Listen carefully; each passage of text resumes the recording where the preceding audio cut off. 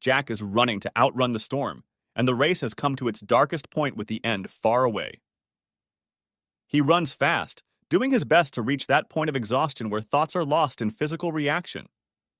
The rain and wind coming in turn the bright evening into night in an instant. At the crossroads, he follows the path through the field. The leaves of the oil seeds cling to his ankles. The flowers stain his flesh with dirty yellow pollen and smell of death. The rain runs down his feet into his boots. Now the wind blows in his face and his limbs grow cold, drowning out the pain. Eventually, he finds shelter in a hedge, and his feet carry him down the grassy path by themselves, his mind slipping away from his body. He wants to run on, but he knows he must return home. Time will tell what he must do. When he gets home, it is dark and very late, and he hopes Caroline is asleep, but he finds that all the lamps are lit and his wife is in the kitchen. She lifts her head, and he wonders what he sees in those big brown eyes. Relief, panic, regret, pity, contempt, impatience with his histrionics. She comments on his shabby appearance, but he turns to the sink and without taking a cup, tilts his head and drinks from the faucet as if from a waterfall. Then he takes a shower and goes to bed. There is no room for self-pity here, and tomorrow life will seem better. But for now, he can't imagine how his life could ever be right again. Next chapter. Tuesday was Damien's day. Caroline woke up with thoughts of their meeting, and those thoughts occupied her as she got the children out of bed, dressed them for school, and sat them down to eat the cornflakes and eggs laid out in the kitchen by Jack, who had already left for work. She had little time for her own preparations, but she performed all her duties with the utmost care. She showered, put on makeup, did her hair, and put on her new business suit. Then she put the kids in the car and raced across town to Amy's school. As always, Amy rushed happily to the playground without looking back. Then to Ben's school, where he joined the throng of arrivals with apparent reluctance but no protest. Having fulfilled her maternal duties, Caroline tried to get to work on time in the traffic, determined to work 2 hours until it was time. She more or less succeeded. She concentrated on going over the wording of the contract and hoped very much that she was hiding her excitement from her colleagues. At 11:30, she left work, taking her iPad with her to stay in touch via email. Damien lived in a modern complex in the center of Dixboro, a small town 5 miles outside of the city, and she drove down the clear road, delighting in every familiar sight along the way. Damien was waiting for her at the door of his modern 3-story home, tall and slender, dressed in a mottled plaid shirt. Saying almost nothing, they immediately fell into each other's arms, and she carried Damien into the bedroom. Time was precious. Afterward, they ate the lunch Damien had prepared earlier, a salad with smoked salmon, shrimp, and avocado. As always, it was delicious, and she wished she had a glass of wine, but not only did she have to get back to work, she was determined not to lose her temper in anything involving Damien. Details and discipline mattered when dealing with this major issue in her life. The affair, and that was what Caroline called it for herself, was unexpected, unplanned, and the kind of thing she thought could never happen. Overcome with surprise, she realized that things would have to go her way. She would be careful. It would remain a secret between her and her lover, and she would not let it affect her family. She met up with Damien on her lunch break, stretched out with little time to spare. Communication was limited to work email and a phone bought specifically for that purpose and kept in the locked glove compartment of her car. Damien was mostly fine with these restrictions. It made it easier for him to keep his bachelor life in a compartment, and he didn't want to tie himself into any messy commitments. From time to time, they found an opportunity to meet outside these restrictions, but only when she was sure there was no risk. All this was happening unaccountably and through no fault of her own, and she wasn't about to make a drama out of the natural human instinct for love and friendship. Her love for Jack hadn't diminished one bit. Rather the opposite. Her cup overflowed with love, and as a consequence, she was able to pursue her husband and family life with more energy and enthusiasm than usual. Having come to terms with her fate, she became happier, more confident, and more alive to the world around her. This is what a woman should be, and she was surprised that it took her so long to realize what she was missing. Life went on as before, but more lively and purposeful. She paid a lot of attention to Jack to make sure her absences weren't having a detrimental effect, and it made her feel like they had never been so good together. She knew him so well and could be sure he knew nothing. He kept busy doing his own thing, spent a lot of time playing silly games with the kids, was affectionate around the house and in bed, and paid almost no attention to her explanations as to why her workday was a little longer, to make up for the flexible schedule for longer lunch hours. She appreciated Jack for his tolerance, kindness, calmness, skill with children, and resilience in adversity. He could help them with anything. She had always been able to read his feelings, and if there was the slightest hint of letting her adventures overpower him, she would end them. It would take moral strength, but she could handle it long before any real harm was done. Leading a secret life wasn't easy, but she handled it with flying colors. When she retired and became a grandmother, she would look back on that time with pride and pleasure. Living life to the fullest was everyone's duty. Nevertheless, the burden was upon her, and the secret life presented her with endless practical challenges. One of the pleasant aspects of her affair was the enthusiasm she and Damien had for theater and music, things that were completely outside Jack's range of interest. Jack hated all kinds of histrionics. It was his great weakness, while she enjoyed drama and showmanship, the outburst of emotion in dance and music, showmanship and performance. All of this was foreign to her work and family, and she only realized what it meant to her because of Damien. Damien often offered to go to shows, but she had to decline most of the time. It was too much of a risk and didn't fit within the discipline she'd established to protect Jack and the kids. She wasn't going to spend her evenings away from home, and she didn't want to risk being seen with her lover amongst the local crowd. She wanted Damien to get over it, and she didn't like the fact that he continued to insist on his own way. Excuses for prolonged debauchery were rare. Once Damien had taken a vacation when she'd stayed in London overnight for work, and they'd gone to the opera and spent the night in a hotel. Another time, Jack had to take the kids to her parents and leave them for the weekend. Normally, she would have gone with them, but in this case, she had a plausible excuse. She was coming home from work later than was convenient for Jack. She insisted that he go without her. Then it was decided that Jack would stay the night so he could enjoy her father's wine and not worry about going over the legal driving limit. "Come back early or the weekend will be ruined," Caroline said, as she kissed him goodbye, and within an hour of him leaving, she was with Damien. It was too late to get to the show, but they had a great dinner at a restaurant Damien knew and were together until 3 in the morning.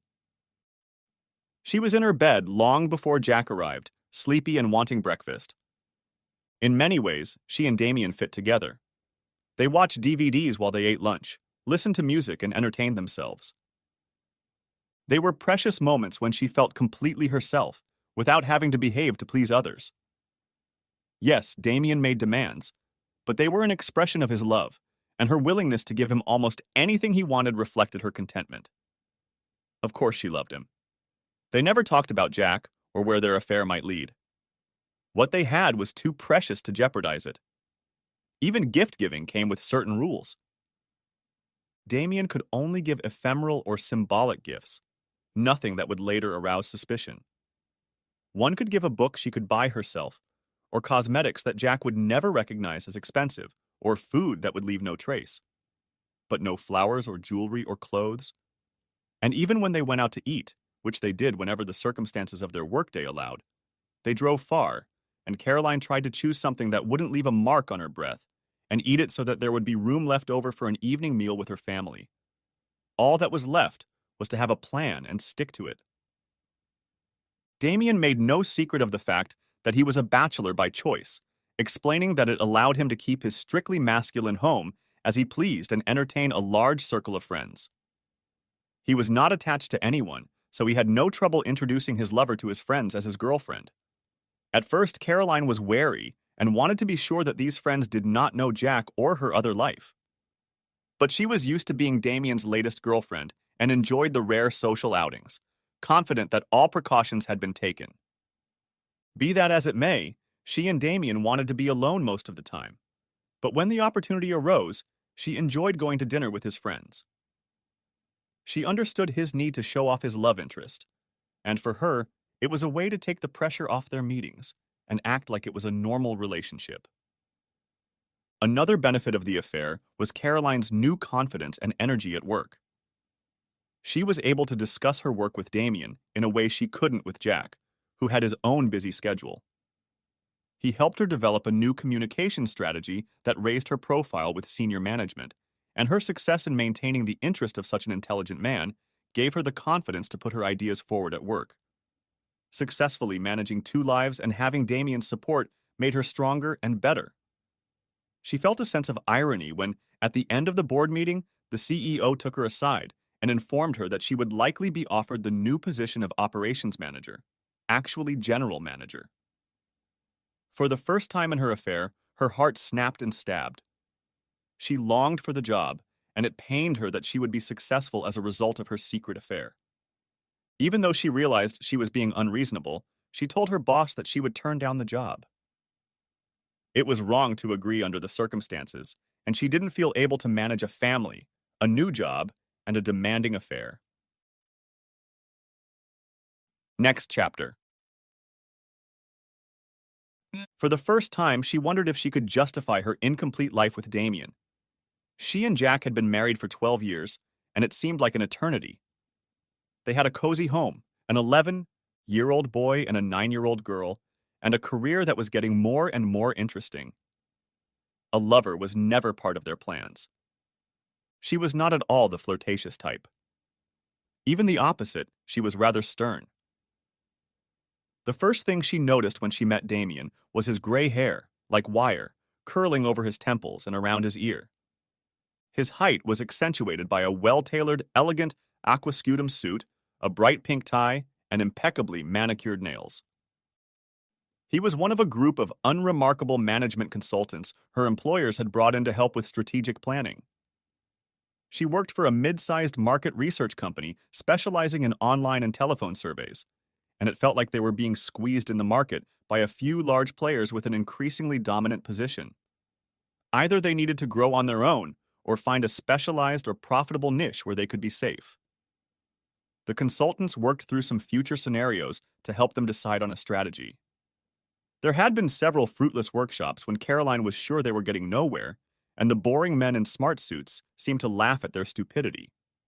But then she was involved in a series of one-on-one meetings in which she was questioned about her specialized knowledge. She immediately sensed that perhaps they were onto something worthwhile, and she had a sense of purpose. Until her first meeting alone with Damien, she hadn't perceived consultants as individuals. He had built a cost model based on volume of activity, and his questions about her work were pointed and demanding. They had one meeting and he asked for another because they weren't done yet. At first, she was impressed by the speed of his thinking and the ease with which he internalized her explanations and formulated them into concepts and structures. It was a good discussion, and she felt that he understood the complexity of her work in a way that no one else did. Only then did she begin to notice how good-looking he was. Fresh as a boy, clean-shaven. She figured he must be working out or out with his buddies in the evenings. She liked the fact that his exercise made him covered in healthy muscle, whereas Jack, who ran, was skin and bones from head to toe. His manners, too, were polished, and he had the calm, authoritative way of speaking adopted by counselors all over the world, never wondering what people were saying and always seeming to understand them. She could talk to him about anything. Later, when the project was coming to an end, he invited her to lunch, promising to informally familiarize her with the main findings and recommendations of the report. She was honored by his confidence. As it turned out, they spent most of the lunch talking about art and theater. In the first few minutes, in response to polite questions about each other, they discovered a shared interest in Broadway musicals. Caroline started to tell Damien about her family, but knowing it wouldn't interest him, she began looking for something more appropriate to discuss. It turned out that they had both been to an opera performance given by a local touring company from Glyndebourne. Musical performances followed, and soon nothing could stop their conversation. It wasn't until they were having coffee that they moved on to recommendations for business strategy. The recommendations were radical, and she listened with interest to Damien's arguments in her favor, immediately deciding that she agreed with him. By then, she had managed to get over the shock. It had happened at the very beginning of lunch, and she'd realized right away that there was no escaping her feelings. It wasn't that he was handsome. It wasn't that he understood her so well. It wasn't that he was cultured and intelligent. It wasn't that he had a brilliant career. He had all those qualities, but she felt a deeper, spiritual connection to the man she thought she should have known all her life. The shock disoriented her. They talked about trivia that didn't matter, and in a moment, she was already in love. The crush gripped her like a strangler's hand, and she could fight it, but she couldn't break free. She didn't trust the feeling at first. She was a married woman with a family. A happily married woman, which she was, does not fall in love. Nothing provokes her. Her love for her husband was a shield through which not the slightest hint of passion could penetrate. Her heart was already an overflowing vessel. She was not a teenager. She owned her feelings and could not love this man. But never before had anything like this happened to her. Her chatter became forced, and she was sure she must be looking at Damien like a blue-eyed girl. He didn't seem to notice anything, eating happily and chatting easily, responding to her every line. By the end of the meal, she realized she had to become his mistress or die unsatisfied. Her first thought was that she would have to leave Jack and the children and start a new life with Damien. She couldn't imagine sneaking around behind Jack forever, afraid of forgetting some detail of the deception required for a secret affair. She also didn't like living with the guilt she imagined she would feel about deceiving her husband and children. She needed to work up the courage to decide on a clean break. A week passed, during which she and Damien exchanged emails intensely on their work accounts, not discussing the new strategy too much because the consultant's report had caused a heated fight among Caroline's executive board members. It shocked her that family life continued as before. She pulled herself together and looked into Jack's eyes, knowing that her love for Damien overwhelmed her to the brim. She wanted him to say something, to at least notice that something big had happened to her. He smiled happily and kissed her cheek. He saw nothing, knew nothing of the momentous change in her life, and instead of shame, she felt relief and satisfaction that she had deceived him. It was incredible. She had fallen in love with a stranger, and her husband had noticed nothing. How could he have been so careless about something so important to her? She felt a surge of pride in her superiority. If Jack hadn't noticed anything, how could he have been hurt by her action? She and Damien agreed to meet again under the pretense of discussing one of the many issues raised in the consultant's report. She'd arrived at the restaurant, and instead of a business handshake, they'd fallen into each other's arms. They couldn't stay on their feet and could barely sit still during the meal. She fiddled with her food, and he looked at her with cruelty. They had nothing to say and left as soon as they could. Damien drove them out of town and down the winding paths to the hay pasture.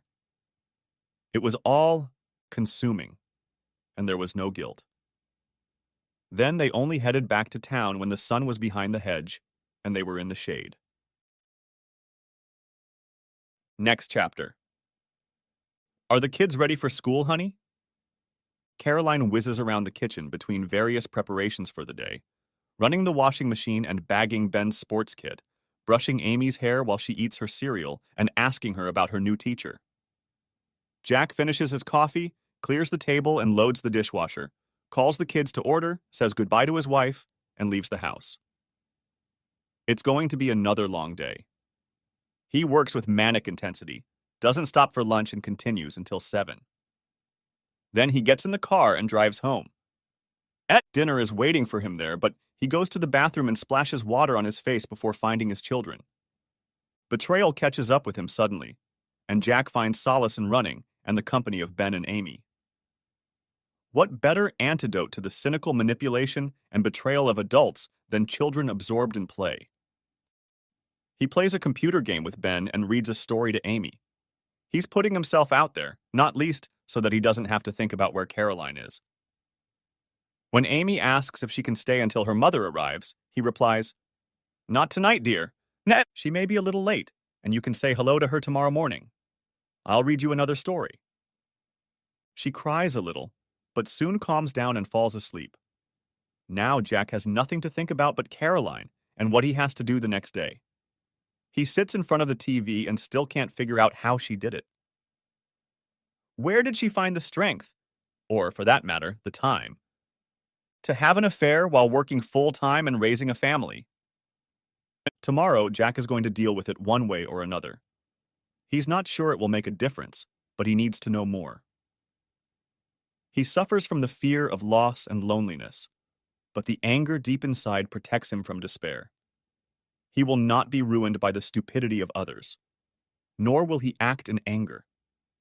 He will live as if nothing has happened until he is ready. Only then will he act. It's about 10 o'clock, the news is on the TV, and he hears the front door click open. "Hey, honey, are the kids in bed yet?" It's Caroline, bright and alert even after a long day at work and a lover to propitiate. How does she manage it? And has she realized she started calling him cute? "It's so good to see you, Jack. I hope you had a good day. I'm tired. Hot chocolate and off to bed. What a day. Are you ready to join me?" "You look awful, honey," he says, stepping back. "Like you've been trampled by a herd of buffalo. Been fighting for the team again?" She throws him a strange look. "I never understand a word you say, Jack. Our clients are mostly very civilized, and I never get into a fight." Jack smiles inwardly, amused that Caroline can't understand the literal meaning of his remark. When he first discovered her lies, he had decided to act as if nothing had changed. But he soon changed that rule, and now prefers ambiguous remarks designed to upset her without making it clear that he knows her secret. It works every time, and she backs away in confusion. The knowledge came in the form of tawdry details after a period of growing doubt. It actually started with her calling him cute. That's what she'd called her boyfriend when Jack had first met her at university, a boorish lout who hung around her without any conversation or manners. She lost him after a semester, and about a year later became Jack's girlfriend. The word sweetheart never left her lips. First, she jokingly called him my buddy, then my lover, then dear and dearest. Now she had apparently forgotten that the word sweetheart had negative associations, or even that she hadn't called him that. That was until she met the Amazon. A few weeks before Ben's birthday, they were discussing what to buy him as a present. She found a computer game they thought he wanted and asked Jack to check that it was the right one. He took her seat at the computer, which had the Amazon page open, and started reading the specifications. He said he thought it was right, but Caroline was off somewhere. The hour was approaching that guaranteed delivery the next day, so he pressed the button to put the game in his cart and check it out. And then he was surprised. The screen prompted him to choose between two delivery addresses, their own and that of a stranger, Damien Curd. He stared at the screen for a while, wrote down the address, backed out of the purchase, and clicked on her previous orders. There, a month ago, was an order sent to Damien Curd at a stranger's address, a set of choral music on CD. Then he went back to the game page, came up and found Caroline in the kitchen. "This is the same game. I left it on the screen for you to buy," he said curtly, and headed for his office.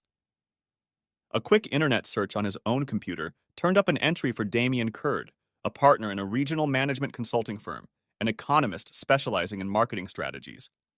Could Caroline have bought the discs as a gift for a plausible work reason? Of course she could, and if he had no other suspicions, he could leave it at that.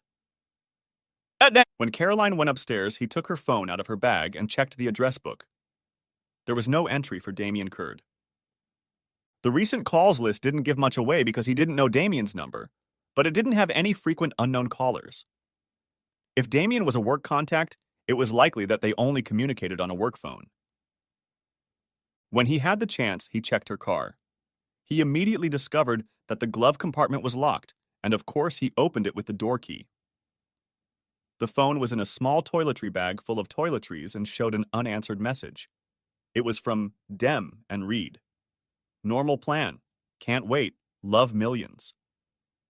It took less than an hour to learn everything he needed to know to destroy his family. That's what he thought until he spent an hour alone in his room, digesting the panic. First, he realized he needed to know a lot more about this love affair. Second, he wasn't going to let Caroline dictate what would happen, and he didn't want to lose his children or traumatize their young lives by tearing the family apart. It might take some time, but he would figure out what he wanted and make it happen. He felt nothing but hatred for Damien, a corrupt and evil presence that had somehow worked its way into the heart of his family. Then he went for a run. He has Damien's name and address, and as a result of hours, whole nights, of thinking, he realized he must find out more about his enemy. He takes a day off work and drives to Damien's house. It's 6 miles and 10 minutes from his house. He parks a little ways down the deserted road, walks to the front door, and rings the bell. There is no answer. He walks to the gate on the side of the house. It is unlocked, and he steps out into the garden. A row of houses beyond the end wall overlooks the back of the building, but he is willing to take a reasonable risk. The back door is locked, the windows are closed, except for the bathroom window on the second floor. A revolving washing line stands in the middle of the garden.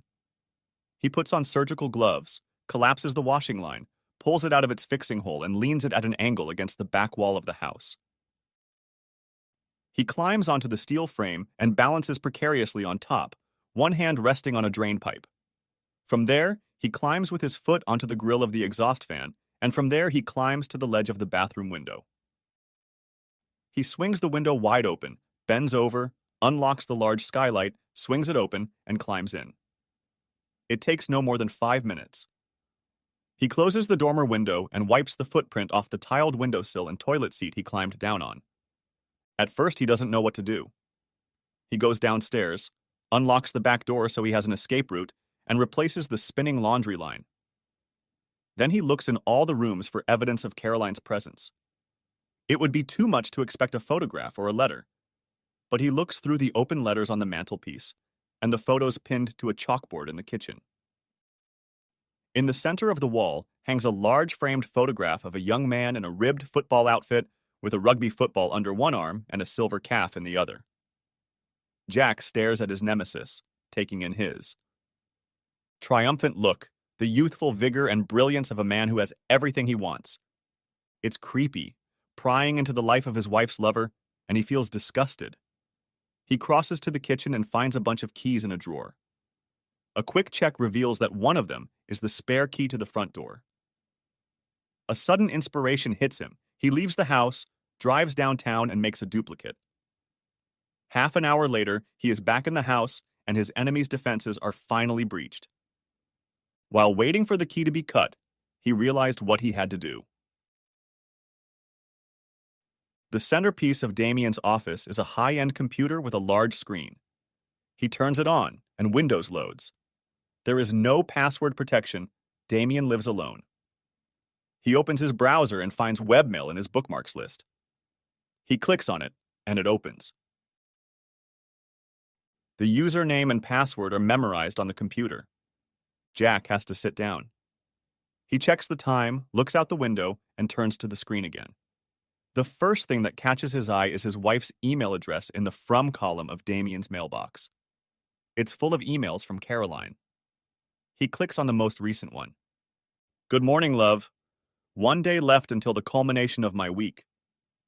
He closes his eyes, not wanting to read, but there's more. Listen, love, I have an idea to give us more happiness. Jack is supposed to go with the kids to my parents' house Friday night. I can have another late meeting and we can be together. He has to drive 200 miles there and back so we could spend the evening together. What do you say? Damien hasn't answered yet, and Jax feels like answering for him. But he knows he shouldn't give Damien any reason to suspect he's been robbed. In any case, he has a better answer. He has a late meeting on Friday, too. The kid's visit to his in-laws will have to be postponed. Jack feels a sudden revulsion at his meddling, and then an urgent need to get out of the house, away from Damien Curd. He turns off the computer, takes a quick look around the rooms to make sure there's no sign of his visit, and walks out the front door. At home, he has a lot to think about. He texts his wife, "Leaving early. Pick up the kids from school. Trouble on Friday. Late shift. Taking the kids to my parents Saturday morning. Okay?" If he needs any more proof of Caroline's viciousness, it's her reaction. She can't hide her disappointment and wants to punish Jack. Of course, she can't explain the reason for her bad mood and instead finds faults in everything he does. She pushes away a dish he has prepared and tells him that it is unfit to eat. She then reprimands him for giving the children sticky molasses pudding. The children yell at her in a rage, and she slaps Ben. "What's the matter, honey?" says Jack. "Did someone interfere with your indomitable will?" "Don't call me sweetie," she snaps back. "You know I don't like it." Later, as she waits for him to read her a story, Amy says, "Why is Mommy mad at you? You're the best daddy in the world, and I wish she wouldn't." "She's having a hard time," Jack replies. "She doesn't know she's doing it, and she doesn't want to upset you. Now pick your story." Soon they are immersed in a story about heroic and magical cats who team up with mice to save the world from disaster. Next chapter. Jack wakes up on the day Caroline meets her lover and wanders around the bedroom, watching curiously as his wife gets ready. As far as he can tell, she doesn't do much except frown at his unfamiliar delay. Finally, when she's dressed and about to leave, she says, "I'm sorry I was out of sorts last night. I had a rough day at work. But I feel great today. Let me cook tonight and make something we all love." "You do that," he says, looking her straight in the eye, surprised at his calmness. "And don't wear yourself out, or I'll trade you in for a fancy new model." "You wouldn't do that," she says hastily, lowering her eyes. "It's not the least bit funny." "It's not funny." "Right." She waits to see what else he'll say, but he smiles and walks away, not at all sure of his composure. As he drives to work, the urge to go back to Damien's house overwhelms him. It's irrational because he doesn't need any new evidence of his wife's infidelity, and he knows his wife will be there on her lunch break. Jack is not a voyeur. He can't imagine a worse nightmare than catching Caroline with a lover. But succumbing to the obsession, he swerves off his usual route and feels he's the one in the wrong when he takes the road out of town against traffic. Parking at a market cross, he calls work to say he's not feeling well and asks his secretary to cancel meetings. Fatalism overwhelms him. He doesn't put on gloves or ring the bell to make sure the house is empty. Instead, he unlocks Damien's front door and walks right in. He takes a risk because part of his soul wants a confrontation, a reason to act. In the hallway, he stops and listens. There is a clock ticking somewhere, but otherwise the house is quiet. He soon has the eerie feeling that he knows Damien Curd as a friend, and oddly enough, admires how easily he got what he wanted. Heart pounding frantically, he quickly looks around, turns on his computer, feeling an urgent need to find out from his email how the novel is progressing.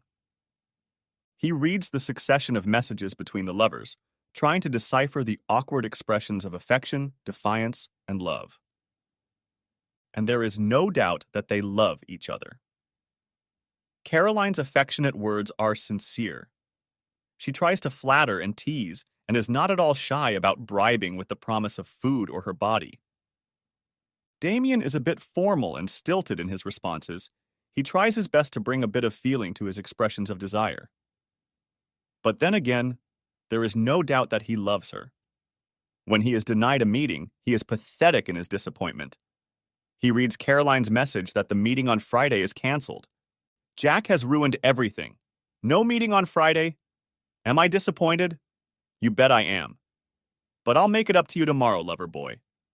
Damien's response is long, but the gist of it is that he can't bear to see his hopes nurtured and then dashed. Caroline has to find a way to let them be together anymore. "Don't play with my feelings," he reprimands her. "Because I've never felt this way about someone before. And I'm already enduring torment because I'm forced to share you with your husband. I take the pain to be with you, but please don't make it worse than it needs to be." He intends to read the letters quickly and get to work, but lingers, wanting to know more about his nemesis. He browses through books in the living room, lots of new literary fiction, and DVDs, classic film noir, European New Wave movies, and music. Classical, opera, some jazz, and Broadway musicals. This is the act of a loser, because it makes him feel inferior, and he barks at himself. He sits in the kitchen feeling creepy and stupid, not knowing what to do. On impulse, he turns on the expensive stainless steel coffee maker he sees on the table, takes a mug from the cupboard, and places it under the spout. There's a slot for the milk container, and he opens the refrigerator to see if it's in place. On the shelf above the milk are cardboard boxes of bean salad, couscous, mozzarella, peppers, and tomatoes. On another shelf are smoked salmon, parma ham, and goat cheese, a ready-made lunch for two lovers. A container of milk sits in the door next to a bottle of Chablis. He takes it out, sets it on the coffee maker, and sits motionless while it, hissing and grinding, makes him a cappuccino. It's delicious. In a daze, Jack sits at the kitchen table and drinks his coffee. The situation is unfathomable. How can she love this man and continue to live at home like nothing happened? But he knows that's the wrong question. The only question that matters is what this means for their marriage, and there's no easy answer here. It's not even about whether he loves Caroline. They've lived together so long that this feels more like a betrayal of a brother. He can even see how this stab in the back was delivered. Caroline is bold and impetuous, wanting to not miss out on any fun events. This is one of the traits that first attracted him to her. She is also consumed with her own worries and afraid of conflict. She'd rather do something like break his new hi-fi and try to cover up the consequences than admit her act and worry about it. Betrayal followed by denial should be an easy choice for her. It's inherent in her character, and the pressures of family life have exposed her weakness. It doesn't make Jack feel any better, but the situation is too serious for him to react in anger. He would like to confront her, force her to admit her criminal, abusive, destructive behavior, but he has to think of his children and take the brunt of the disaster on his own shoulders. That's what men do. Marriages fall apart all the time, and getting out from under the rubble is not through accusations. Either way, no matter what he decides to do, Caroline will suffer. They all will. It's just that his suffering has already begun. Jack hears Caroline's distinctive voice so clearly in her emails in which she makes remarks directed at him. He can't take it anymore and gets up and wanders around the house, imagining Caroline living there with Dem as his wife and lover. She haunts him, and he can see her so clearly, curled up in the corner of the couch, checking her hair in the hallway mirror, heating up a hot chocolate drink in the microwave last thing at night, head on the pillow, eyes closed, turned on her side toward her lover in the center of the big bed. In the cupboard in the kitchen stand Beauty and Beast. Mugs, just as his and her mugs, stand at home. And in the living room lies a loose disc from the latest House DVD series, just like at home. And in the bathroom stands her toothbrush, the same brand and color as at home. It's as if the house is a vile, theatrical, mocking palimpsest rewriting the original. Their own home of warmth, love, and humanity has been replaced by this fake, kitschy, worthless copy. He's fed up and feeling a little crazy. He goes back to the kitchen and on impulse pulls the lover's lunch out of the fridge, puts the packages in his bag, and carries it to the car. He doesn't know why he did it, or what Damien will think when he discovers that lunch is gone and the coffee cup is on the table. On the way into town, he stops on the side of the road and samples the food, which he sees was purchased at a well-known expensive local deli. He is not hungry and the food is disgusting. Suddenly angry with himself, he collects it all, including the wine, and stuffs it into one of the trash cans among the overflowing fast food wrappers. Now he can't think of anything to do for the rest of the day. He doesn't want to go to work because he said he was sick, and he doesn't want to go home because he doesn't want to be alone. Not for the first time, he wonders if he has the strength to continue this farce. All his energy goes into keeping things together, and it's too much. It would be a relief to decide he can't cope and run away. Let his wife come home to an empty house. But he can't do that with the kids, and he knows there's no alternative to continuing. He'd better get used to being alone, so he goes home and falls asleep, waking up only some time before it's time to pick up the kids from school. It is their custom that the first one home cooks for everyone, unless they have agreed otherwise in advance. Caroline is often late on the days she doesn't pick up the kids, but today he expects her at 6. Now he wonders how many of those late nights involve meetings with Damien. The thought of her being with Damien now cuts unpleasantly into his gut. He ponders the idea while chopping vegetables, looking for the point at which his marriage failed. He must have disappointed Caroline and been too consumed to notice the signs of it. After all, he had months to realize his wife was having an affair, and he couldn't. Wasn't that proof enough that there was a chasm between them? He'd thought they were a good match. Her spontaneous common sense and his intellect. But now he wondered if she'd always despised his introversion and lack of fun. Maybe she'd just gotten bored and was looking for something else? 5 minutes later, he discarded that version of infidelity. Caroline was a force of nature, and it was just as likely that he was a victim of bad luck. She met a man by chance and fell in love. There was no intent on her part. She became close to Damien, and the affection grew into love and desire. Finding herself in a false situation, she adapted to a life of deceit and betrayal, unable to find a way out. He throws a potato into the sink and screams as loud as he can. She's ruined everything. She thinks she's sorted out the mess and thinks they can live as they are, husband and lover, with her floundering between them. There should be no pain, at least for her. Let's see who's smarter. She must be thinking. Caroline has never lacked self-confidence. She has a plan, and he plays along with it admirably. She must be very happy. The kids come running to find out why he screamed, and he makes up a story about his funny bone bursting. A few minutes later, Caroline comes in and helps him finish his meal. She is relaxed with him and asks him about how his day went. Jack wonders if she is particularly hungry and wants to eat. "I don't see how you can eat a big lunch and come home to dinner like this," he tells her as they sit down to a table of lamb chops, mashed potatoes, fresh green beans, and gravy. "I only had a sandwich at my table," she replies. No matter how hard he tries, he fails to catch a hint of embarrassment on her face at his lie or concern at being reminded of her lunch. He's still not hungry and gives his chop to Ben, whose appetite is limitless. He doesn't need to talk to Caroline.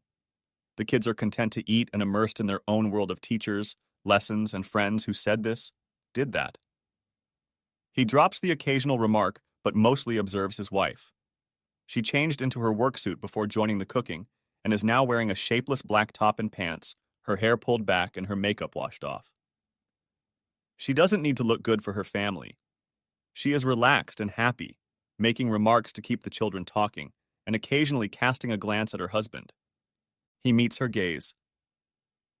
"I went out at lunchtime, went to Dixboro, where I remembered there was a traditional hardware store in the street behind the market cross." "Why did you do that, sweetheart?" She's very good. Apart from the fake endearment, there's not a hint of worry or embarrassment, and she hasn't lowered her eyes once. "To see if they had a spare cast iron fireplace grate that would fit our hearth. No luck, but they figured they could get one if I took measurements. I'll probably go back next week. It's a nice little town. Much quieter than here. Maybe we should move there. It's not that bad of a commute." "I don't think so, dear. It's hardly convenient for the schools, and I like it here." "The kids won't be going to school forever. Then we can do whatever we want." Is there a hint of a question in her look?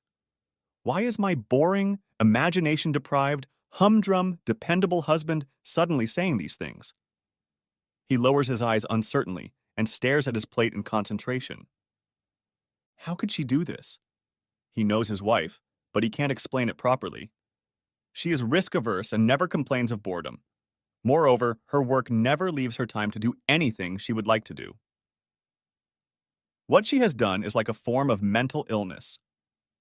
Schizophrenia with 2 personalities, good and evil, working in tandem, mother and whore. two roles interchangeable and equally suited to her inner self.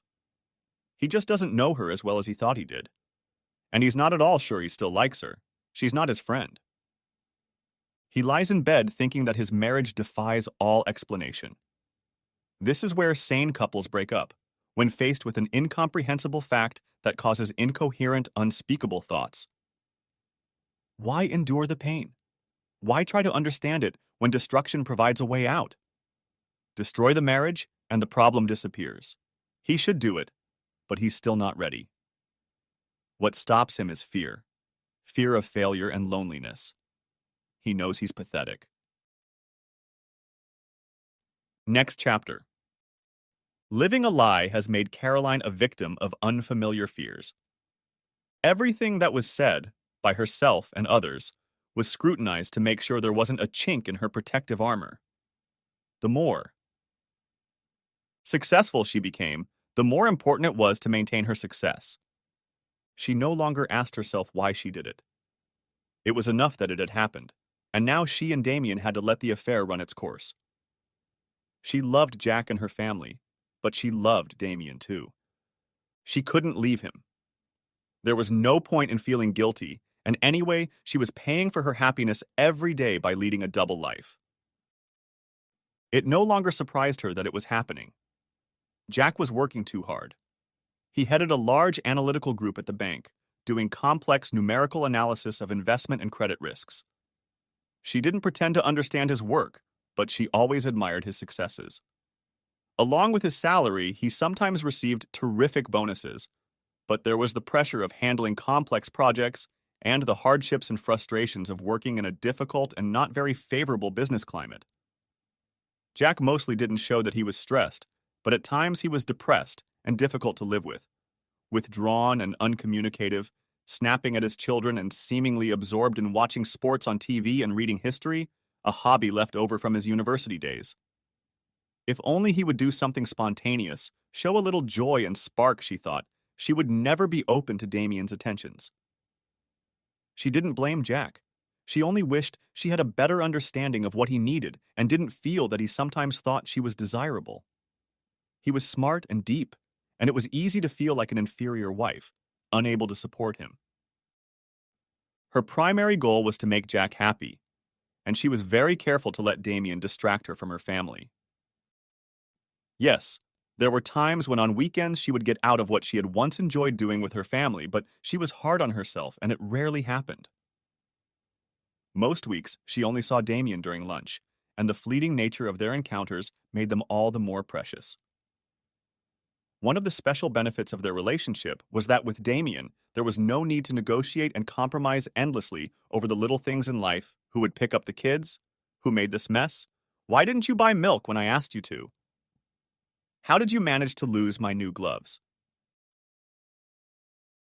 She and Damien made their demands bluntly clear to each other and found that they liked the result. Just getting in the car to drive to his house relieved her of the pressures of life, and by the time she arrived, she felt 10 years younger. She couldn't think of anything more blissful than the first embrace and caresses upon arrival, the keen anticipation, the rapid buildup and release of passion. Then, as they cuddled or sat on the couch over dinner and DVDs, the time spent with Damien seemed completely separate to her. So complete, so perfect, it was impossible to think of him as harmful. Caroline would return to the family after these escapades invigorated and full of love, seeing everything in a new, clearer light. The first minutes alone with her husband always passed under tension as she digested the irrational fear that he must know what she had done, that it was imprinted on her flesh, that the blush was still on her face and visible to all. But he kissed her calmly or patted her hand with gratuitous humor, as if nothing had happened. I was just having fun with another man. She wanted to scream. But of course she was content and relieved that Jack hadn't noticed anything. Her worry about one or two things was simply the result of her obsessively trying to cover her tracks. Jack's greatest shock had come when he told her that he was going to Dixboro at lunchtime. She wanted to believe that she was horrified that she had avoided disaster, but she knew that wasn't true. What she experienced when Jack told the story was not horror, not guilt, but pleasure. The elation that a diver or bungee jumper feels at the moment of rescue from disaster. Success made her merciful, and she felt compassion and sympathy for Jack. Having won, she wanted him to get better. Until next time. It was harder to find a balance with Damien, who showed signs of anxiety and vulnerability as the affair moved from early infatuation to obsession. He loved Caroline in a way that made it hard for him to let her return to her husband.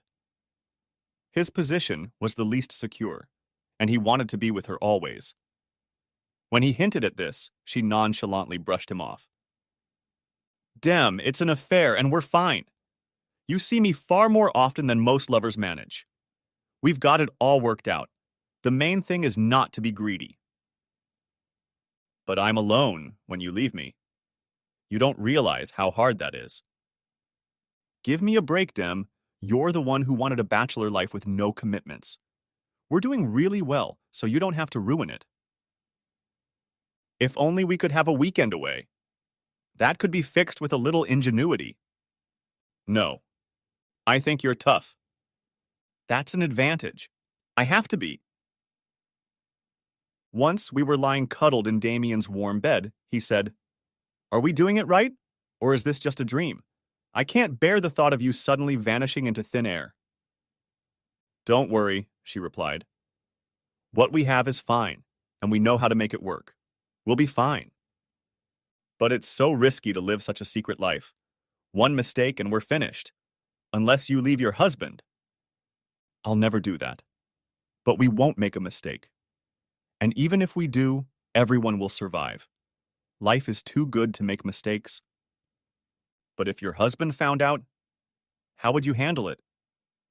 He'd never find out. He trusts me. That's his style. But if he did find out, he's a reasonable man, and I'd make him see it from my point of view. I want to spend more time with you, not less. I see so little of you, and it's not enough, considering how much you mean to me. We have to maintain discipline. We agreed. That way we'll be safe. If we can't spend the weekend, I want a whole day together when there's no time pressure, when we can relax, and I'm not thinking every minute about you going back to your husband. Pull yourself together, Dem. You're getting jealous. Someday the opportunity will present itself, and we'll have a great time. But you have to be patient. This month. We can hope. When he shook his head with a sullen look, she grabbed him and pulled him to her. Damien's seductiveness was unsettling. It wasn't at all what Caroline wanted from her lover. His role was to stay strong and understand that her husband was a man who needed protection. She warned Damien to knock it off and rewarded him with a day together. As he said, they just had to figure out how to do it and pick the moment. But she resented his attitude and thought he was selfish. He knew she loved her husband and her family because she had explained it to him from the beginning. She had given him so much, and he had no reason to resent it. And if he was having a hard time dealing with the emotional pressure of having a lover, he had to think about how much harder it was for her. Nevertheless, she was touched by his love in ways she hadn't expected. Of course she loved Dame. She wouldn't have an affair with a man she couldn't love. But her worries about having an affair were nothing compared to his uncontrollable need for her. He wanted to shower her with gifts and carry her off to possess her indiscriminately. A lot of it annoyed and frustrated her because it was unrealistic, but she loved feeling that she meant so much to this man. There were few women in the world that he would love as much as he loved her. His demands caused something akin to guilt, because the only person who hadn't complained throughout was Jack. She didn't think Damien deserved more of her time, but she knew that in order to stay on track, she needed to devote more time to her family. It was only in the last week that she had realized how stressful life at home had become. There was nothing specific to cause her concern, but she felt that Jack was hard to pin down in friendly conversation.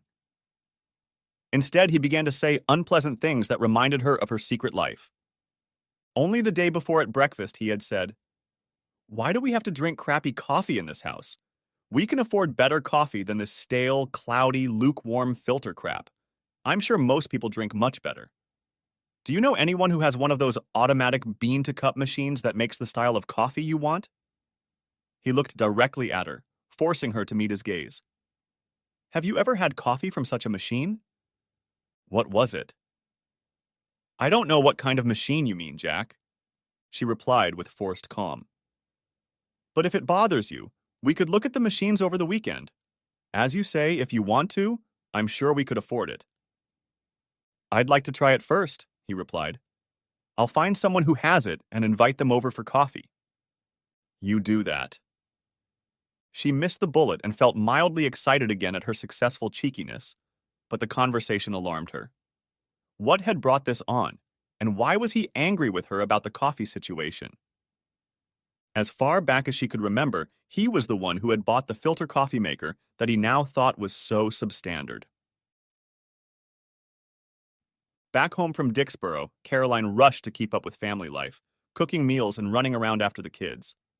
The day Damien disappeared from lunch, she made a special effort and was so busy that she didn't immediately realize that Jack hadn't come up to greet her. What had happened to him? She pushed her worry aside and went about her motherly business.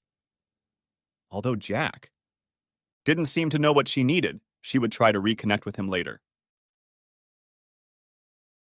When she wanted to go to bed, Jack was working on the computer. She suggested a drink, but he wouldn't join her in the living room, and the idea was forgotten. When the usual bedtime came, he was still working on the estimate for the job. He usually put the work off until later and got up early if necessary to finish it.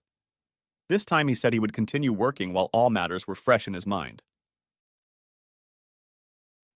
Caroline went to bed alone. It bothered her that the affectionate touches that had so often been part of their marriage were now a rarity. They were both busy, and the glue that held them together were the small moments of intimacy. A peck on the lips, a quiet, reassuring caress, a hug at night or while waiting in the kitchen for the kettle to boil. By their very nature, these little actions were unplanned, so it was natural that sometimes there were more of these moments and other times less. She could hardly recall if Jack had initiated such touching after the weekend. Making love was a less reliable test of feelings. They didn't make love after the weekend, but they often missed the opportunity during the week. They always made up on the weekend. Caroline decided that the answer to her fears was simple. Get Jack into bed with her. The next day she cooked dinner, and when Jack arrived, he ignored her greeting and went into the garden where the children were playing on the slide and started a game of roughhousing. What was that? Caroline wondered. She finished cooking the lasagna, set the table, and set out the bread and water. She added some olives and balsamic vinegar, which Jack liked, and called everyone to sit down. The kids were hungry, they had a lot to say about their day, and it was all good. When they had finished, she washed and bathed the children and made them brush their teeth, as she usually did when she was at home. Then Jack took them to bed for a long time, telling stories and chatting. In the meantime, she gave herself a bath and put her thoughts in order, realizing that it wasn't enough to just follow her plan, but that she had to live life to the fullest. That meant she had to give Jack her full attention. Eventually, he came down the stairs and she was sitting in the living room in her robe with a magazine. Would you like a drink? She asked, smiling affably. Not for me. I have to be on the lookout tomorrow to deal with the circling sharks. Trouble at work? I have an idea to relieve the stress. She rose from the couch and headed toward him. Startled, he stepped aside and pointed at her. I've told you so many times not to put your glass on that polished coffee table without a coaster. What was going on? She couldn't remember him ever saying anything like that. Come on, Jack, don't be rude. We don't care about little things like that. It's pointless in a house full of kids. She focused and kept her composure. Are you going to bed? It's getting late, and I thought it might be nice to get us to bed early. Jack shrugged dismissively. I have a cold and I don't want to catch it. He turned to her and she looked at him uncertainly. Indeed, between husband and wife, one need not worry about the transmission of a cold. Maybe, but I'd rather stay away. It's an unnecessary risk. She pulled away, embarrassed again that Jack might be saying things that touched on her secret life with Dem. Next chapter. Jack realizes that his plan has not yielded the results he expected. At home, his relationship is strained, just as he had planned, without compromising the children. Caroline certainly realizes that she has no hope of leading a double life in a comfortable equilibrium. But on the other hand, there's no stopping her from having an extramarital affair. He has to up his game. He sees that they are now seeing each other twice a week, perhaps a consequence of the frustration Caroline feels over Jack's denial of affection. Maybe it's a way to win, to make things worse. So much so that worse can only get better.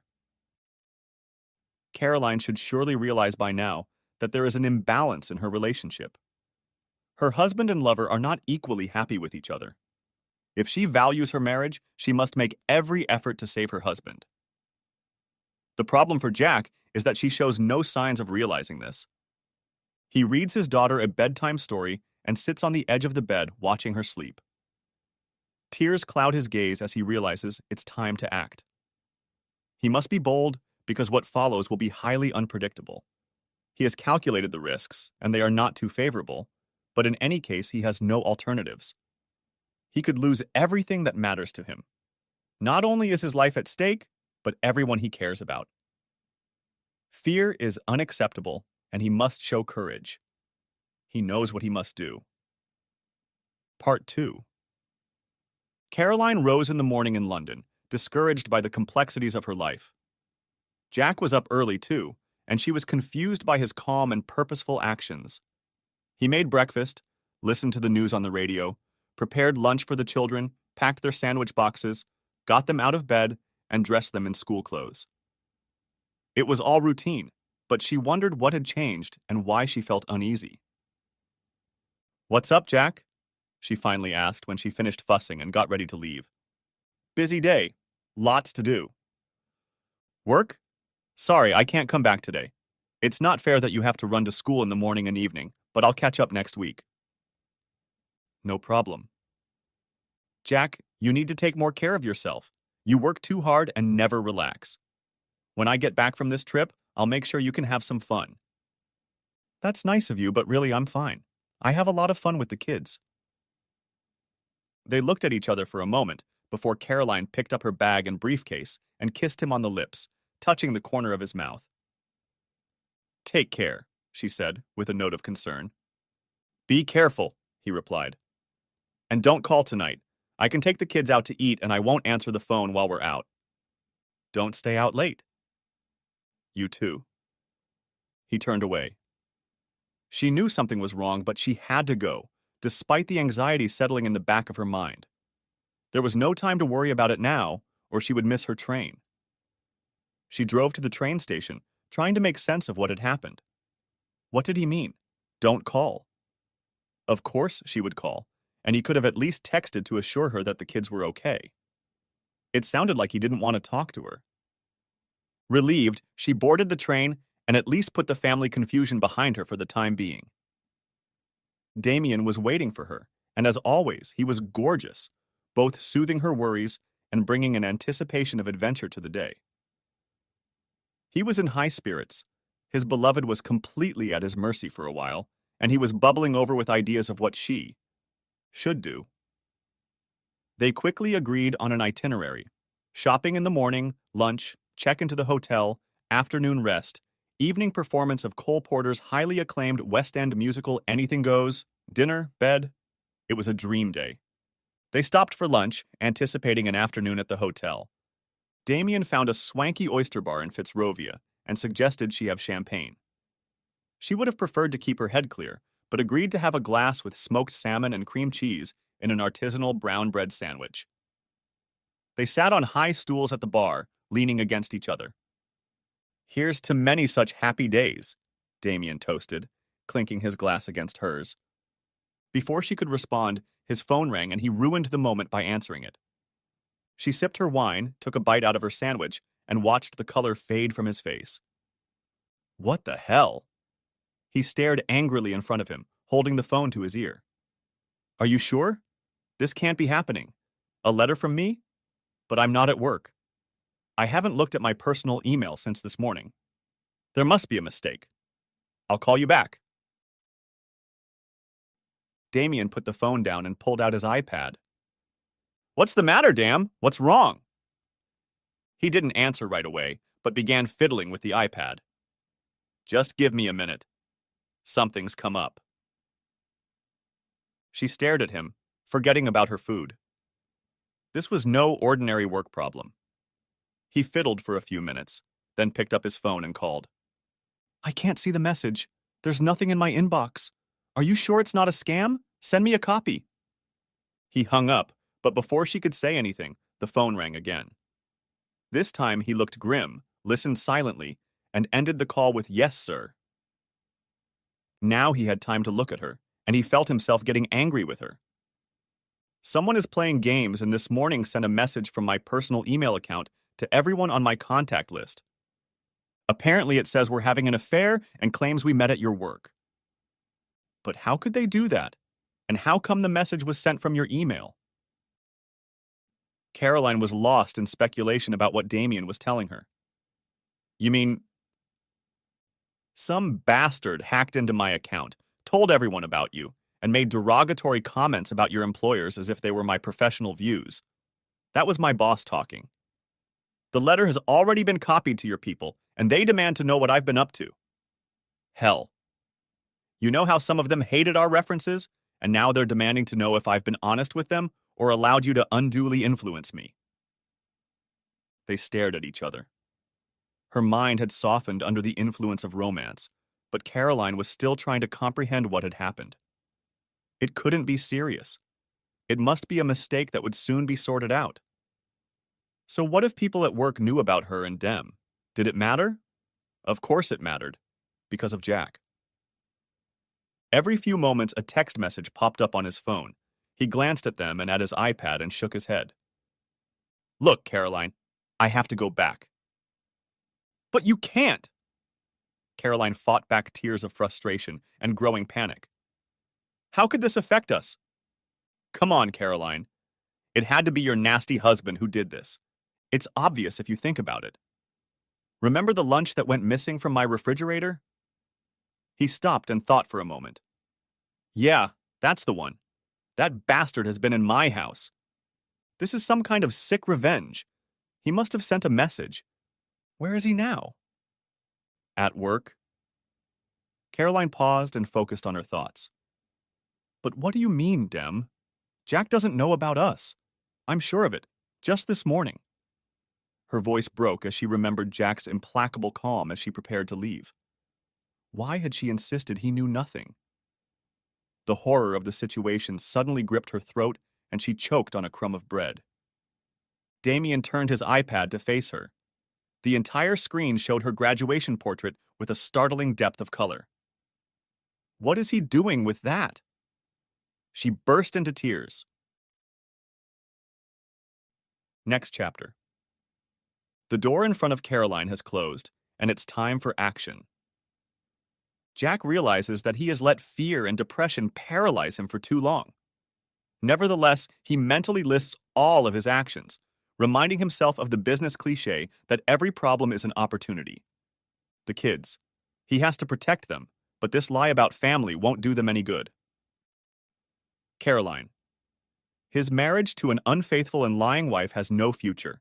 He is not responsible for her, and the good times they shared cannot be held hostage to the future. Money, home, and practical matters. There are happy families who live on next to nothing. One way or another, they'll get by. Work. To hell with work. He knows what to do and he has the energy to do it. Yes, he's waited too long, but now it's time to tear down the house and share the pain. He puts the kids in the car and gives them letters for the teachers. It's to tell them I'll pick you up at lunch, he explains. I have to meet someone this afternoon, and I can't be sure I'll be back in time for the end of class. We'll go together and have a vacation. You mean I don't have to go to a double French class this afternoon? Ben asks. That's right, just the one time. I'll quiz you on the vocabulary list in the car. I'm not singing with Miss Pritchett. She has scabs on her arms and she's sniffling, Amy says cheerfully. We'll have dinner on the way home, Jack adds. Cool, says Ben. I'd like fish and chips, lots of vinegar and ketchup. You have to be good first, and then I'll see what we can do. The mood in the car picks up and they sing songs as they drive to school. Jack drops them off and drives down the road to Dixboro again, but this time without the pain and confusion of previous visits. He stops right in front of Damien's house, puts on surgical gloves, rings the bells, and after a pause, pulls out his key and enters the house. He goes to the computer and turns it on. Opening Damien's email, he goes to the sent file and looks for a message he's already seen. It's an email Damien sent over Christmas to about 100 recipients, with pictures of his activities over the past year. Successes at work, a new house, vacations, surfing in Australia, skydiving in Arizona, skiing in the Tyrol. Then there are the rugby matches and leagues he has won, the goals he has scored, and the Man of the Match awards he has received, as well as charity work and local politics. In his own estimation, he is a very worthy man. Jack gives the message a cursory reread to remind himself of his chatty, smug style, then cuts and pastes the list of recipients into a new message. It is clear from the names that they include family members, work friends, and acquaintances from various hobbies. He opens another email, which contains a copy of a work email that includes a number of business contacts, including one from Caroline's work. He copies the email addresses into his new message again. Putting everything out of his mind, he begins to write. Greetings, family, friends, and coworkers. I have some hot news for you. Open the attachment and raise a glass to my gorgeous new girlfriend, Caroline. Isn't she stunning? And what a great time we're having. You bet she never lacks energy. I found this sleeping, beauty during one of my consulting missions on the outskirts of civilization. Gosh, her employers were unattractive, stupid, and corrupt losers. I dealt with them like blue bottles, and dear Caroline was my prize. The only downside is that she is married and has 2 small children. But I'm working on it, and will let you know when I rid her of her loser husband. Then we'll come visit, and you can meet her in the flesh. And what flesh? Jack pulls out a memory card and loads a file as an attachment to the letter. It's a portrait photo of Caroline taken at her MBA graduation, and she's smiling for the camera, radiant and innocent on the day of her triumph. A photo Jack has always admired. He presses send, deletes the saved copy of the message, removes the memory card, and turns off the machine. 20 minutes after he entered the house, he is back in the car at the Dixboro exit, determined never to visit this place again. On the way out, he tosses the copied door key out the window. He feels better than he has in days.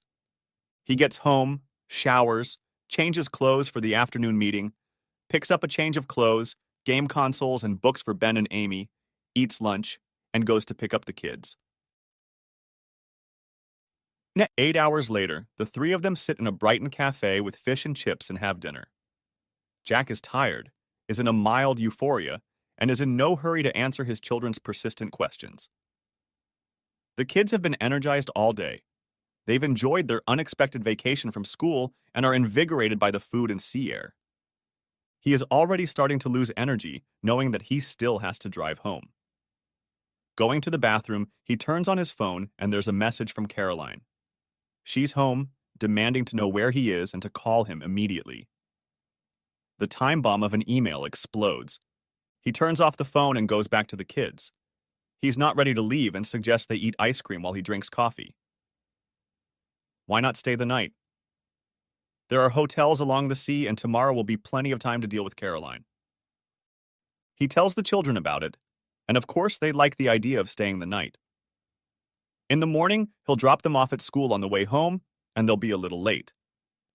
I want to go to the beach before we drive home tomorrow, Ben says. I don't have a toothbrush, Panda, and teddy bears, says Amy. Don't worry, says Jack. Your teddies are going on vacation too, and I can buy toothbrushes. We'll get up early and walk on the beach before breakfast. He walks into the first hotel he can find and gets a room that can accommodate everyone. It takes him a while to soothe his tired children, but eventually he bathes them, puts them to bed, and puts them to sleep. He himself does not last long. Lying in bed, he sends his wife a message. The kids and I had a great day at the seaside. We'll be back tomorrow. Turning off the light, he reflects on the day gone by. He visited Professor Pickering, the supervisor of his master's thesis, and the year of research he devoted to his doctoral dissertation before family life stopped him. Jack had called him the week before to ask if he could take up his doctorate again, and the professor had offered to come over to discuss it. The kids sat silently with their books in the corner of the professor's cluttered office and were told to behave. The interview went well because Jack kept reading, and the work gave him new insights into his subject, economic history, and especially industrial and maritime economics. They argued vigorously about the current debt crisis and 19th century government subsidies to shipping, which Jack had written about as a student. It was nice to talk about things that interested him and forget about the unfolding tragedy. He allowed himself to relax until he was interrupted by Amy. "Daddy, I don't understand a word you and that man are saying." Jack and the professor laughed, and the conversation immediately turned to joking and discussing the practicalities of being a student again. Jack had decided to work on his doctoral dissertation part. Time, perhaps to convince his employer to reduce his hours. And the professor had found him some maintenance stipends and allowances that might be helpful. Now, lying in bed, Jack ponders whether he should quit his job altogether and study full-time. Let Caroline deal with the financial implications and get on with providing for the family. It's an appealing thought, and he falls asleep in a more positive mood than circumstances would allow. The children wake him by jumping on the bed as the first light of day illuminates the room. He dresses them for school so they are ready to go home. Then they walk across the wet sand at high tide to the pier and back to the hotel for a hearty breakfast. Then he drives home and stops by the school with each child to explain why they were late. "Your wife called," Amy's teacher says disapprovingly. "She didn't think Amy was coming in today." "Got her wires mixed up," Jack says. "She's on a business trip and completely out of the loop." "We were on vacation at the coast," Amy adds offhandedly. "With our dad." Jack suspects that awkward conversations like this will become the norm and smiles at the teacher, trying to radiate good intentions. He imagines Caroline will be at work, but he still doesn't feel like going home. Instead, he drives to work, writes a letter of resignation, and emails it to his boss. He has just received his annual bonus, and his performance review emphasized how instrumental he was in the success of a project to evaluate financial obligations in the acquisition of a small competitor. In its own way, this letter is likely to be as big a bombshell as yesterday's effort. He will talk to a few colleagues, tell them what he did, and be reasonably satisfied with their horrified reaction. Finding no reason for further delay, he drives home. Caroline's car is parked in the driveway, and he doesn't know whether to be pleased or not. Now is as good a time as any for them to talk. He walks into the house and she is furiously wiping down the kitchen. Surfaces. She turns around and they stare at each other in silence. If anything, she's more flustered than he is. "Ben only missed his first class," he says calmly. "I explained it to their teachers so they wouldn't get in trouble for being a little late. I drove them to Brighton." She looks puzzled and nods, still unable to speak. Finally, she says, "Coffee?" He nods too, goes into his office and turns on his computer.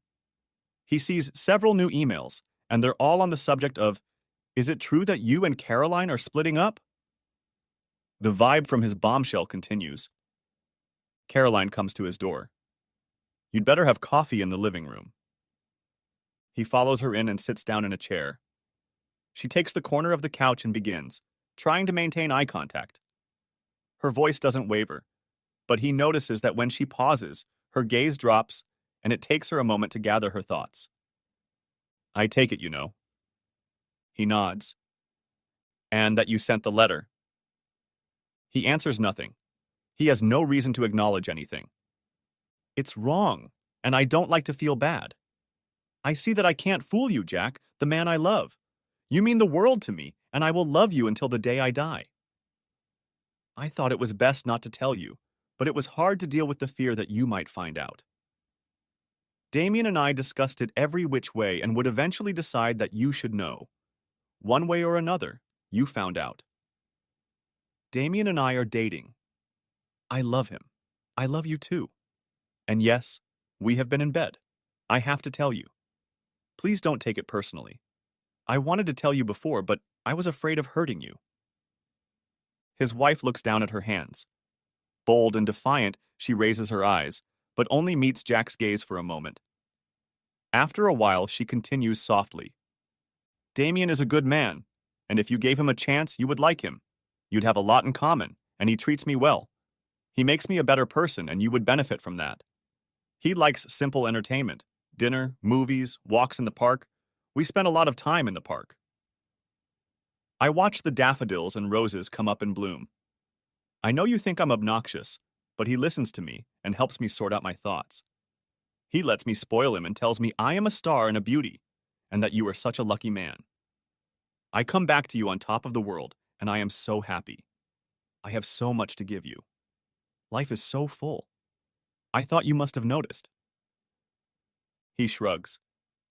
I noticed you were cheating on me. How could you think I wouldn't? She shakes her head but hesitates to speak. How long have you known him? She looks at him now. Only 3 months, since we fell in love. And when do you date? When you don't need me. I've been squeamish. She smiles, soothed by her conscience and emboldened by the minimal acknowledgement implied by his questions. Please, I love you very much and I don't care what you think. I'm so glad you're not angry, but you're too deep to read. Tell me what you're thinking. I'm thinking that I'm dead. No. I'm thinking about what you've done, and can you really be so stupid? He was unintentionally frank. What is he thinking about? Rage comes and goes like a low-flying warplane, leaving his heart in a frantic rhythm. It's a conversation no man should have to endure. Jack, you won't suffer. Let me be free. There's a part of you I've never had. I need company, friendship, fun, and you've never aspired to that. But Damien likes my playful side, and we have a great time. You need peace.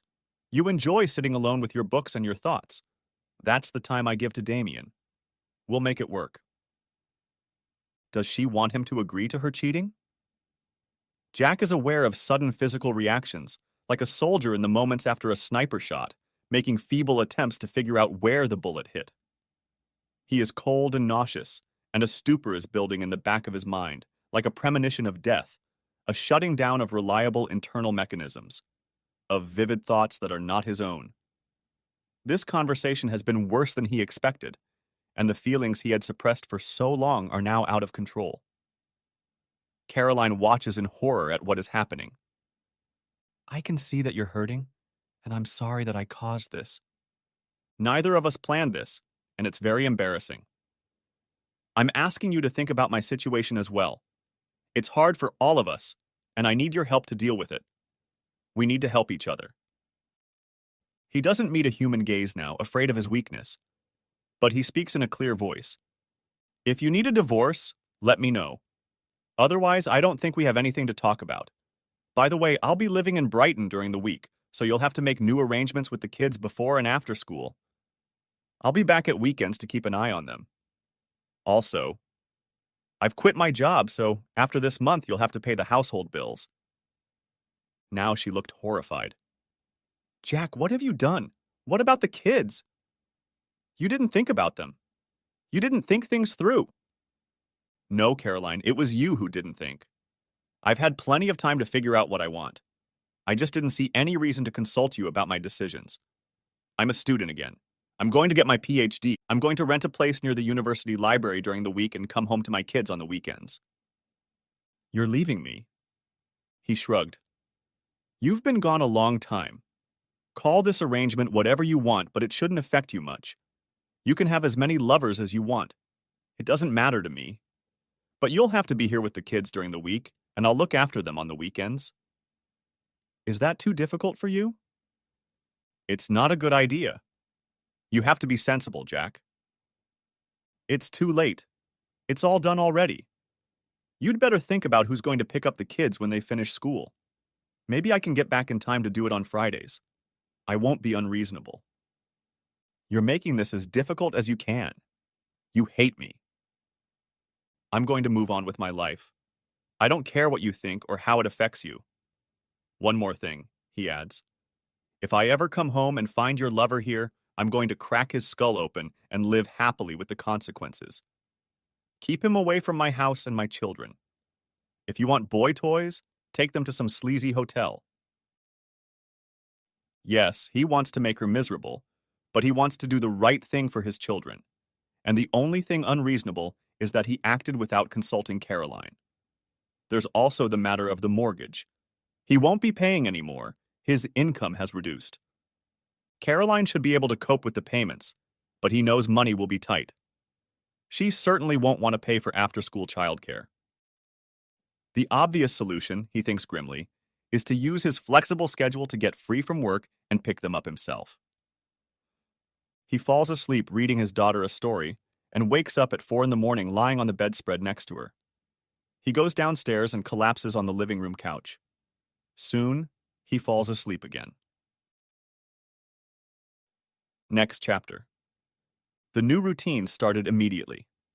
Jack had gotten up early to load the car with everything he needed in Brighton. He'd drop the kids off at school, drive to work to arrange leave, pick up the kids after school, and then drive back to the university to deal with digs and library access. I won't stay here and interfere with your social life. I'll start research right away and my employers can come and get me if they want. I'm due enough vacation to make it to the end of term. What will we tell the children? She asked machine-mindedly. I'll talk to them on the way home from school. They won't like it, but they won't have to deal with a cheating wife and they'll be fine. I'll promise them to come every weekend. And on vacation, I'll do my best to have them stay with me. But what about me? What about you? The more I can keep the kids busy, the happier they'll be, and you'll have more time for your sweetheart. You're a difficult man, Jack. You know what I mean? I don't want to be alone. I want my family here. Everyone.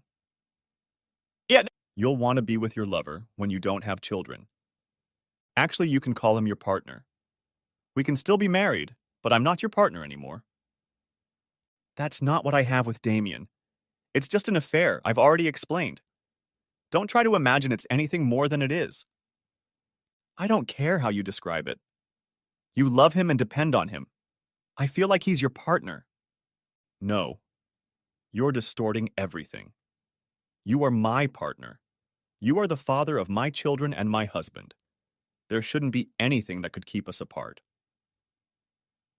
Jack paused for a moment before he spoke, visibly calming himself. Really, Caroline, you deserve this mess, if only to get in touch with the real world. A chat is fine, of course, but I'm busy. No, don't go. Don't reject me. For the first time in ages, she lost her composure and rose to her feet, her voice shrill, her hands reaching out to grab his, tears in her eyes. We have to talk things out. I've worked hard to figure out what happened to me. You need to think about it too. Give me some time. Please. He snorted contemptuously and walked out. Caroline felt like she'd been kicked, and Damien hadn't been much help when she'd called him, wanting sympathy. He couldn't understand why she still hadn't told Jack about the letter and demanded that she do so immediately. She wanted to go to bed and never get up again, but she knew Jack would be back with the children soon. She didn't like to ponder events, but the conversation with Jack was running through her head, and she realized that he had known about Damien for a long time and hadn't said anything. It seemed unthinkable. She'd never considered what would happen if Jack found out about the affair, all such negative thoughts she'd brushed aside. Now she realized how reckless she'd been, deciding without thinking that she'd handle whatever happened one way or another. But Jack's reaction completely surprised her. There was no struggle, no screaming, no tears, just cold determination and a sense that she had disappointed him. Why hadn't he resisted the affair and fought for her return? He had left her, and strangely enough, she felt it belittled what she had done. She wanted to yell at him, "Jack, it's not the end of the world. We can work this out. I'll do everything I can to make sure you're okay. But he wasn't there to hear. Later, the children ran into the house, overwhelmed by the news. Mommy, Daddy's going to live in Brighton, Ben shouted, barely in the doorway. We've been there. It's amazing there. He says we can try the fairground rides on the pier next time we go. And I'm going sea fishing too. We'll have to be up before dawn. She smiled and nodded, her eyes filling with tears. Amy threw herself into her arms and cradled her face in her arms. I want to go with Panda to Daddy as soon as I can because he's going to be lonely alone, she murmured in a way that Caroline strained to hear. Did he say that? Caroline asked softly, not knowing what Jack had told them and not knowing how to respond. He says there are a lot of people at the university, but he always feels lonely when he's not with us. I'm sure you see him a lot, Caroline said. But I'll have to read you bedtime stories during the week instead of Daddy. That's no good. You're always too busy to read it properly. I'll read to myself, and I'll save the bedtime stories that Daddy likes until he comes home to read them with me. Caroline did her best, but kept looking outside to catch Jack as he came in. Where's your daddy? She asked Ben eventually. He said goodbye to us in the car. Said he had to hurry and that he'd pick us up from school on Friday. I think it's a shame he's not here. Tell him that, Mom. Caroline began to realize how complicated her life was going to be, and there were so many problems that she couldn't figure out what to do. She was tormented by the pain of Jack's rejection of her and his stubborn refusal to accept any part of her point of view. Why couldn't he understand that she had to do it, or she would spend the rest of her life feeling that she had missed a rare chance to express and realize herself? He was being unreasonable, but if she was honest with herself, she knew she should have expected it. That was why she had kept her affair a secret, despite her guilt and unwillingness to act dishonestly. She believed that love mattered and they would find a way out. Her love for him and the love he must still have for her. She couldn't believe that he could just stop loving her after so long together. But when she looked into Jack's eyes, she saw indifference and disgust there. Mostly indifference. He had put her out of his mind and was already thinking about life without her. When she relaxed enough to think, the biggest problem was money. How could Jack imagine that she could live on her salary alone? Yes, she was paid well, but her income was already completely depleted. She had never been good at saving money, and there was still a big mortgage to pay. Even worse were the problems caused by the emails at her job. When she returned from London, she went into work and was immediately called into a meeting with one of the executive directors and the head of HR. They questioned her for an hour about her relationship with Damien and the extent to which the affair had triggered the consultant's report that some of the directors had found so unacceptable. She insisted again and again that the affair had started after the report had been written and had taken place completely outside of work. But there was no proof, of course, and by her own admission, she discussed the consultant's findings with Damien. By the end of the interview, it was clear that she was no longer a clever novelty in the eyes of her employers. They hinted that they doubted whether they could keep her in such a demanding position where it appeared she lacked sound business judgment. If she lost her job, she and her children would be left destitute. It kept her up at night. She couldn't turn to Damien. He had more problems with his job than she did, and she couldn't escape the feeling that he blamed her for what had happened. His employers accused him of having an affair with a female client under the guise of consulting. Even worse, they said, was that he allowed an unprofessional situation to develop that damaged the company's reputation. He then compounded the problem by slandering a valued client. His defense was to prove that he did not send the letter. With proper assistance, it was fairly easy to determine the IP address of the computer from which the letter was sent, but it certainly proved that it was his own computer. His assumption that Jack had burglarized his house and sent the email was met with skepticism. There was no evidence of a burglary. On the other hand, he had evidence, albeit inconclusive, that he had been in London when the email was sent. He demanded of Caroline that she get Jack to confess to sending the message. She knew that would not happen. Caroline's once quiet life was now full of drama. When she had started her affair, it had never occurred to her that money would be an issue. She had seen Damien as an additional asset, as a free man with a high-paying job who could take care of the extra expenses, hotels and meals, associated with their affair. Jack earned more than all of them. His resignation was an unexpected and weak response to the situation because it hurt the children as much as anyone else. She wondered how she was going to pay the mortgage, utility bills, and buy food. It was ridiculous to imagine that she could ask Damien for money to help keep the family afloat. But she thought about it anyway. Why not ask Damien for help? Previously, the mistress had been kept by her suitor. She couldn't do that because in her mind the excuse for the affair was that she was strong enough to deal with the consequences. Asking for money would prove that she wasn't. Upon reflection, she decided the best plan was to tell Jack that if he wasn't willing to make a financial commitment, she'd have to ask Damien to help. Jealousy should prompt more humane action. Amy began carrying Panda around the house and only putting her down when Jack came home for the weekend. Caroline told her that this was silly behavior for a 9-year-old girl and shamefully yelled at Amy when she tried to take the battered toy to school. Then she had to spend time trying to calm her daughter down when she herself was tired and wanted to scream. And Ben complained about the dinners she cooked. I don't like onions and cabbage, and that's what you always cook. When I go to Daddy's, I eat fish and chips. You're going to eat what you're given, and it's going to be what we can afford, she told him. The first weekend Jack was home, they could barely sit together in the same room and barely said anything to each other all weekend. Jack spent most of his time with the kids anyway. She looked for an opportunity to discuss the future, but the moment never came. He left on Monday, taking the kids to school on his way out of town. When Caroline arrived at work, she was called into another meeting, this time with the head of human resources. He offered her the position of head of administration and secretariat to replace her current position in operations. The front office no longer trusted her, business judgment, and didn't want her working with clients. As a concession, she would keep her current salary and a note of the decision would be made in her personnel file. If she objected, a Stage 1 disciplinary hearing would commence, with a panel chaired by a board member. Her behavior in connection with the consultant's report would be reviewed. Caroline knew she would have to come to terms with the change in responsibilities. She was relieved to have a job, but had no doubt that the made-up position was a demotion. Back at her desk, she felt she was being humiliated and became very angry.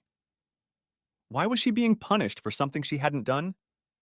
Her affair had nothing to do with work, and in any case, the letter was a fraud. On Monday evening, she wrote to all the people who had contacted her in response to the email sent from Damien's account. Among them were her parents and many friends. Thank you for your concern. I can't say much, but yes, Jack and I have had some issues that we are working on. The letter you may have seen was a hoax, a criminal act that has caused me a lot of harm and heartache. Please don't add to this and don't believe everything you read on the internet. The amazing news is that after working so long at his bank, Jack has decided to go back to school and get his PhD. Of course, this will require sacrifice from all of us, but we can do it. After all, it's such a good cause. With love from Jack, me and the kids, hope to see you soon. It was in the spirit of bravado on Tuesday that Caroline made her first weekday trip to see Damien since the crash. She had dropped the kids off at school and so couldn't arrive early enough to make up the hours and had to pick them up at the end of the day. She also had a meeting at her new job in the middle of the day, and it was hard to relax under those circumstances. She enjoyed being around Damien, but he seemed tense and reserved, didn't dress up for her, and hardly said anything. Afterward, they drank coffee and picked at the food Damien had brought. Neither of them were hungry, and the somber topic of conversation kept them from enjoying themselves. Damien still wanted proof that Jack had sent the letter and was pressing Caroline to get him to admit it. Jack isn't home. He quit his job and is spending the week in Brighton. He's certainly not in the mood to listen to me. Not only did this news not disappoint Damien, it seemed to make him happy. Then tell him you'll throw him out for good if he doesn't come clean. Don't push me. I don't even know Jack wrote that letter. You may have other enemies. Use your intelligence. Damien was furious. Who else had a motive? Who knew about us and could have gotten your picture? She was quiet for a moment, then said hastily, I'll do what I can. But Dem, we're all right, aren't we? We're not going to let this mess ruin us too, are we? Sure, but we need to sort out our jobs so we can move on with our lives. I'm glad your husband is gone. Now you can give me the time I deserve. She wanted to remind him that she still had her children and tell him that she would do everything she could to get her husband back, but they didn't have much time left. She returned from that visit to Damien, shaken by what had happened and unable to explain the reason for her shock. She never once felt that Damien cared for her or that she had his support. With Jack gone, she needed him and no longer felt any guilt. But as a form of communication, he was hopeless, and they might as well have been strangers. She reasoned that they were stressed and short on time. Things would work out. But she couldn't help but wonder if all they shared was fun, and that now that Jack was gone, she was making impossible demands on the relationship. If that was the case, she'd find the strength to rebuild her relationship with Damien and work on Jack. He'll come back when he's calmed down, she convinced herself. He'll realize it's what's best for the kids, and we can work out a deal so Damien won't be a problem for us. I just need to separate my two men and show each one that I love him. Damien is worried about his job, and Jack is reacting to shock and his pride, nothing more. He doesn't have any money anyway, so he'll have to go back. Every night, Caroline returned home to the rambunctious children and no one to help her. When she finally put them to bed, she was exhausted and saw nothing of interest. She hated her new job and was obsessed with money. And every night she returned to the basic truth of her choice: either stay faithful and save her marriage, or gamble and jeopardize her relationship with Jack. She had chosen the risky path, and she had no one to blame for the way things had turned out but herself. It was embarrassing to think how much she was looking forward to the weekend. Instead of two disgruntled children, it was handsome Jack and her kids, so excited they could barely sit still for dinner. She cooked a family dinner and Ben didn't complain, and Jack told them, the kids, about his week. He worked in the library all morning, went jogging at lunchtime, and lectured in the afternoon. Caroline listened with interest, but made no remarks until afterward. When the children went to bed, she said, Jack, it is very difficult for me to do without your financial participation. They are your children as much as mine, and they deserve better than what they get. You have to realize that. No problem. Give up champagne and smoke salmon and you'll have enough to support yourself. If it's too much, divorce me. I'm sure the court will make me pay at least something, even with my tiny salary. She was shocked. She didn't understand why he was speaking with such vehemence, especially after being so nice at the table. Jack, you're serious. My kids are always hungry when I go out with them. Do you only spend money on your mistress?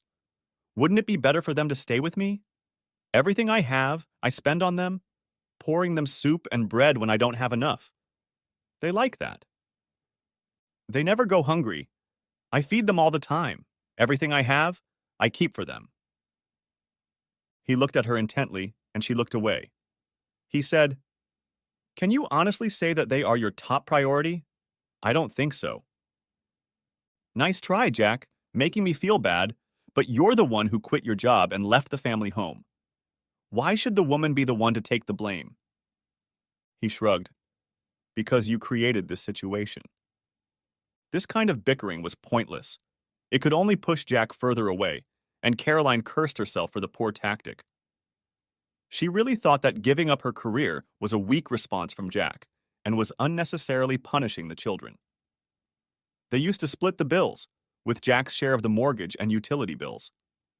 Together, they amounted to more than the free portion of Caroline's paycheck. It made her bitter, though, she told herself. She still had a home, children, a job, and a lover. All that was missing was a husband, and she would get him back. She must keep her composure and give him time to get over the anger and irritation that had caused him to leave and quit his job. He was hurting the kids, and he will realize his mistake. As for going back to university, That was ridiculous for a man of his age with family responsibilities. She thought better of him, that he would stand and fight to overcome their temporary problems. She would tell him that she expected more from him. Difficulties were creeping up on her. She could no longer pay her credit card bills in full each month. She cut back on necessities, including treats for the kids. Having to organize after-school babysitting became a new expense. Long lunch breaks were now eliminated because she couldn't stay late to make up the hours and pick up the kids. The kids weren't helping, misbehaved, and demanded attention when she wanted to be alone. At first, Damien was phlegmatic about the new obstacles to their meetings. He told Caroline that he was glad Jack was leaving because he wouldn't have to share her. "I'll have Jack back," she replied. "It won't change our relationship in any way, and I want things to be the way they were before." He wasn't allowed to come to the house because of the children. And after the first failed attempt, they had given up meeting at lunchtime. Now they could only meet at weekends when Jack was home with the children. But Damien played rugby on Saturday afternoons, and if there was an away match, before and after. And on Sunday lunchtime, he would meet up with male friends at the pub to watch a football match and play cards. And the weekend was when Caroline really needed to work on Jack. It ticked her off that he acted like he was glad whenever she left the house. She planned to spend her first weekend in her new regime with Damien from Saturday evening to Sunday afternoon. They would go out to dinner and spend the night together. Then she would return to make Sunday dinner for the family, and Damien would go out with friends. Jack stated that it didn't fit into his plans. "I haven't seen my kids all week and I intend to be with them. I'm taking them to Whipsnade Zoo on Sunday. If you want to come with me, I won't stop you, but we leave at 9 and we'll be home late in the evening. Go entertain your lover, but don't worry about dinner. We'll eat outside the house." Caroline was stunned, and for a moment was at a loss for words. This was a key decision. She couldn't refuse to hang out with Damien after she'd promised to be with him, and at the same time, she hated the thought of Jack taking the kids on an outing without her. "You should have said sooner," she finally replied. "I'd love to come, but I can't change my plans." "No problem." He went out into the garden and started playing cricket with his son.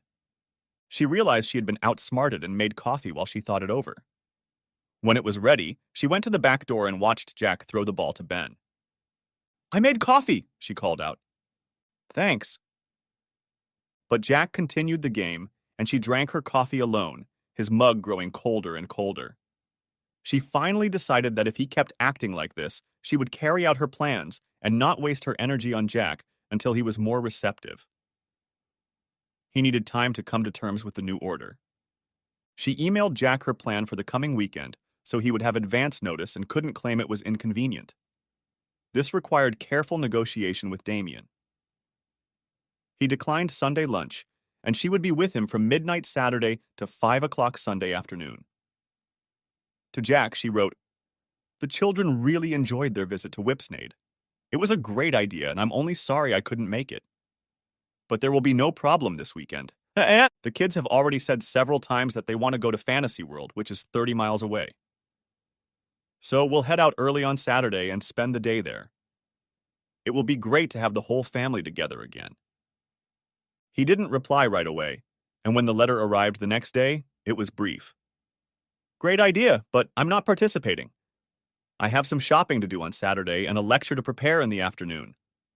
She immediately called him. "Really, Jack, don't play games. The kids will be so disappointed." "Not if you take them." She wasn't about to admit that her plan would only be acceptable to the kids if Jack came.